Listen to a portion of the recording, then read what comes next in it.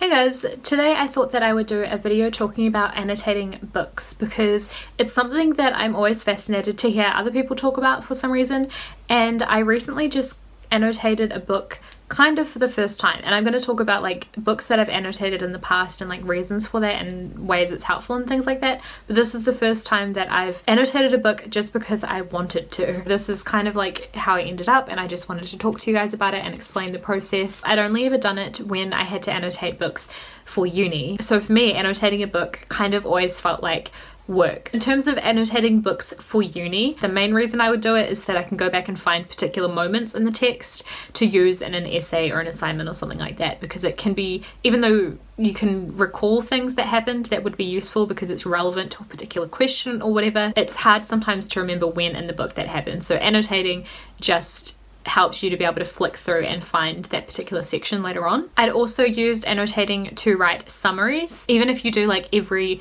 page, if you just write like a quick summary in the margin or on a post-it of what's happened on that page, it can just really help you keep up with what's going on in the book. So for me in the past, I've found that's really helped with comprehension with books that are a bit dense and wordy. Another type of annotating that I do quite a lot, and this applies to books that I'm reading for uni as well as textbooks, any study guides. If there are any words that I come across that I don't know the meaning of, I'll look up the word on Google usually, because it usually comes up with the dictionary definition, and I'll write down, I'll circle the word usually in pencil, and I'll write down next to it what the word means. If I'm coming back to read that particular article or whatever it is later on, I can remember what that word means. It helps the definition sink in easier if I write it down, so I might remember it, but even if I don't remember it, at least when I'm coming back I don't have to look it up again. The final way that I might annotate a book for uni is just to write down my thoughts for an assignment or whatever. Like particularly I do this with poetry, but I sometimes do it with other texts as well, especially if it's like a close reading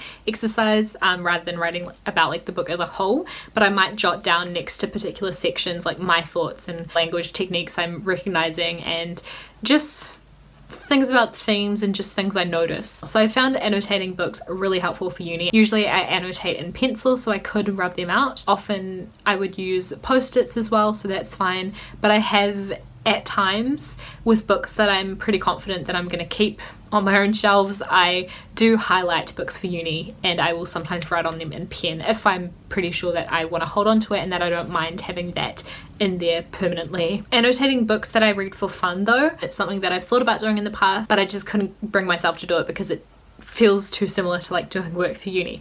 But I picked up this book, it's Goodbye Perfect by Sara Barnard, and this is a book that I've been really excited to read for ages. But actually as soon as I started reading it, I thought, you know what, I have so much to say about this book. And it wasn't in the sense of like I have so much that I want to talk about in a review or anything like that, because I don't think I'm actually going to review this book, but I will talk about it a bit in this video and I'll talk about it a bit in my wrap up. It was more like I wanted to almost like live tweet as I was reading it, to like comment on particular issues and particular things that were happening and things like that.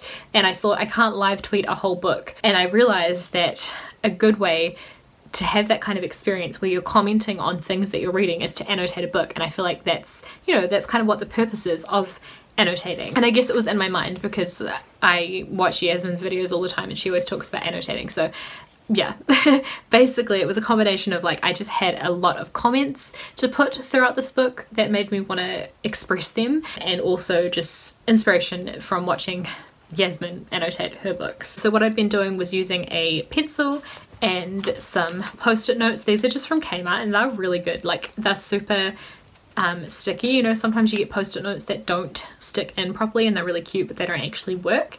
These ones, they're just colourful ones, which is good for colour coding things, but they're really good, like they stay in books, which is helpful. I would underline the particular like phrase or you know, put a bracket around the particular section that I was referring to, and then I'd put in the post-it note with my comments written on it in pen. And the post-it notes are color-coded. So my little system that I came up with is pretty much the green ones. There's only like 2 green post-it notes in here with things that I disagreed with in the book, like things that I didn't love. I think both of the things that I used them for were actually just elements of the writing style. The writing style in this book I think was not for me, but the subject matter and everything else was really great. The yellow ones, which you can see there's quite a lot of yellow, were just my general like thoughts and comments and predictions about what was going to happen and that kind of thing. Then the pink post-it notes were things in the book that I loved, just particular like lines and quotes that I loved, or things that I thought were really profound. Yeah, that's all of the pink. And then the blue things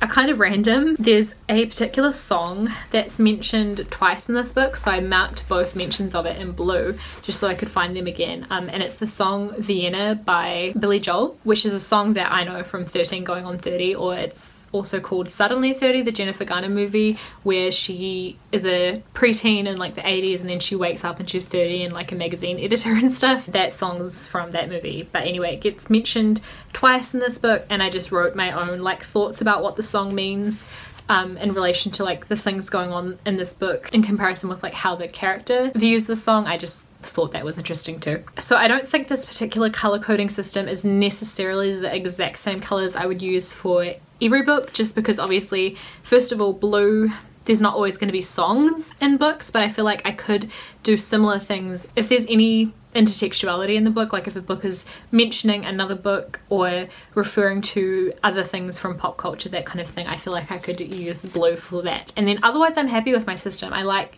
green for things that I didn't love, yellow for general comments, and pink for things that really resonated with me. I think that's a really good system. I definitely need to buy more post-its though. I had more before I did this. So overall, I enjoyed this experience of annotating the book.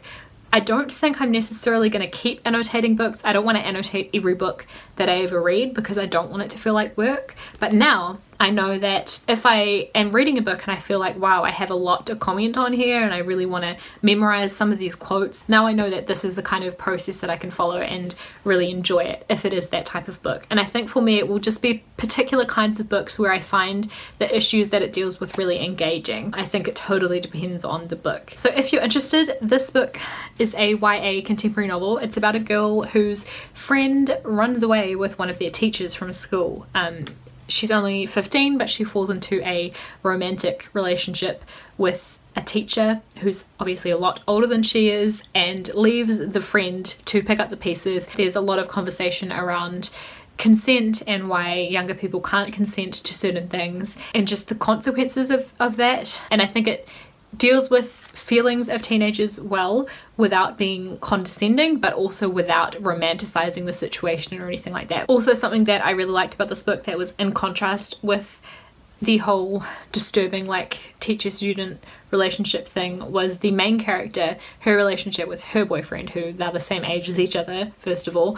But they have a really healthy relationship, and you just don't see relationships like that in YA often enough, like super realistic but a really healthy, lovely relationship. But overall, yeah, I think it was a really interesting discussion of like consent for minors, unhealthy relationships, those kind of power dynamics, that kind of thing. I think it's a really interesting subject. It's one that really interests me anyway. This book, if you're interested, was a 4-star read for me. I highly recommend it. The reason it wasn't a 5-star read, even though I really enjoyed it and thought it dealt really well with the subject matter, was just the writing style wasn't really my thing. So I definitely recommend this if it sounds like something that you'd be interested in.